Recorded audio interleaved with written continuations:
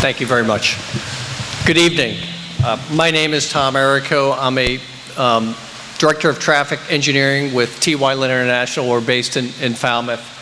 I was contracted to peer review the traffic report and documentation analysis and conceptual plans as part of the Roundabout project. So I submitted a letter at the beginning of the week, done some field work as part of the effort to really kind of drill down to understand, what really the metrics and the data is saying. So I'm kind of walk through. You probably all have a copy of this, but I'm going to I'll probably paraphrase a little bit of this.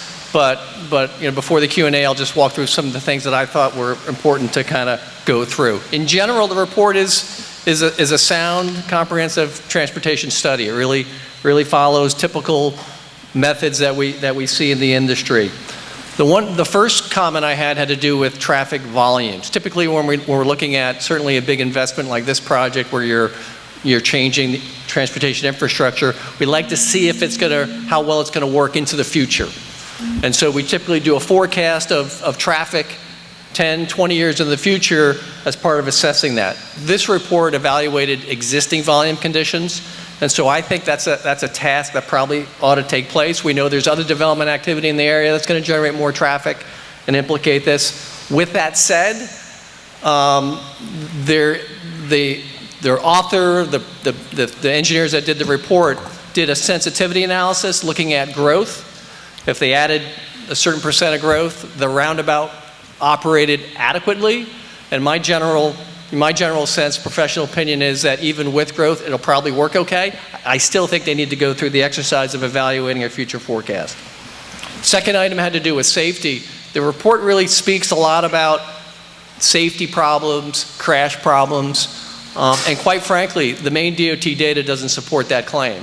And so as I've become more familiar with the location, and my understanding is that there may be some fender bender type crashes that are not getting reported. There's a certain crash cost threshold that must be met before reports ultimately make it to Augusta and into the database at Maine DOT. Quite frankly, Maine DOT has a super database system, one of the best systems in terms of state DOTs around. So my suggestion is, can you look at other pieces of information to help really fill that gap? Because it's important. Safety, generally when we look at transportation improvements, we think of mobility, congestion issues, and then we think of safety issues. Both are really important elements in terms of mitigating and providing improvements for. My third comment had to do with, you know this better than I. There's a lot of seasonal variation that happens in this community, and certainly on Route 27. And so they did some counts in the summer, last August, and they did some other updated counts in May. May is borderline seasonal. I mean, again, I live on the coast, down the coast a bit, but May is borderline. I'd like to just understand a little bit more about seasonal variation and whether what they counted in August nailed that sort of time frame. Just full disclosure, as transportation professionals, we do not design systems for the worst time period or worst hour of the year. So keep that in mind. We're not trying to solve the 4th of July issue. We're not trying to solve when the Botanical Gardens has their special event. We're trying to solve a relatively high number, but not some of the highest volumes that exist on the system. The report did a little bit of a comparison analysis. They had a matrix table that sort of compared, different sort of measures for alternative signals, stop sign, and the roundabout. I think cost ought to be part of that comparison matrix. That's typically done as part of a cost-benefit analysis. The next comment had to do with there's a potential for a signal at Country Club Road. So the consultant did an analysis, looked at the numbers, and it's close to warranting a signal. And so the conclusion, the recommendation in the report was, let's monitor.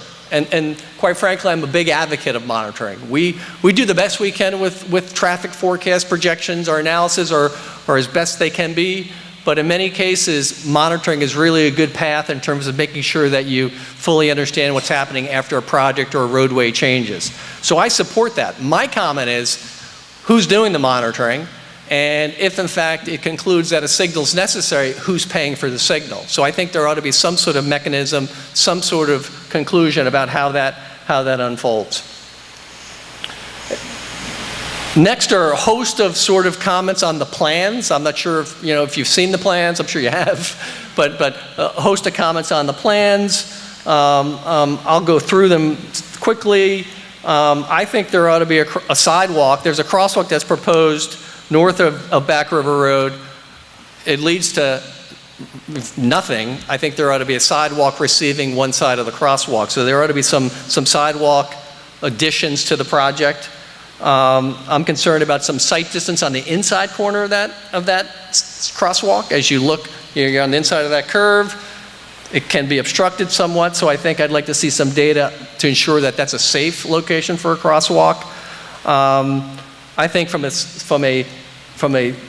simplifying traffic circulation, the plans propose that Common Drive be two-way on the northern section. I think it ought to remain one-way going into the Common in terms of simplifying conditions on the northerly end of the Commons.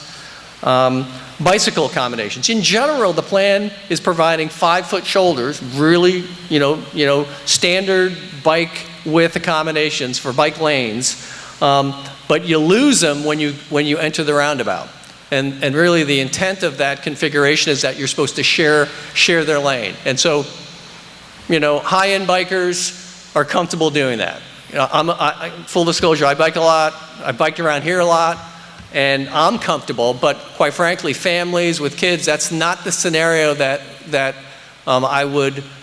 Certainly, parents aren't going to be comfortable with that. It's probably not something that you're going to see kids and maybe seniors do. So I'm suggesting some modifications that allow a biker, when they're in the bike lane, to depart and get off in a safe place, sort of circumvent the roundabout, and then drop back to a bike lane later. So I think there's some work in terms of bike infrastructure and how things are proposed. In general, 5 foot's really good. So I think that's a good part of the plan.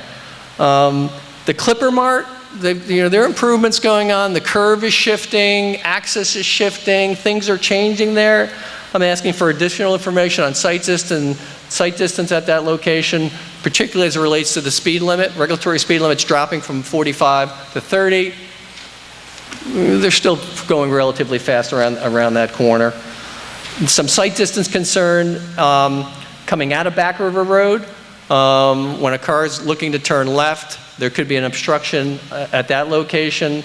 And then I happened to be here last Thursday to do my field work, and the timing was, quite frankly, pretty good because it was when the farmer's market was going on. So I kind of got a good sense of what happens when an event's in the Commons.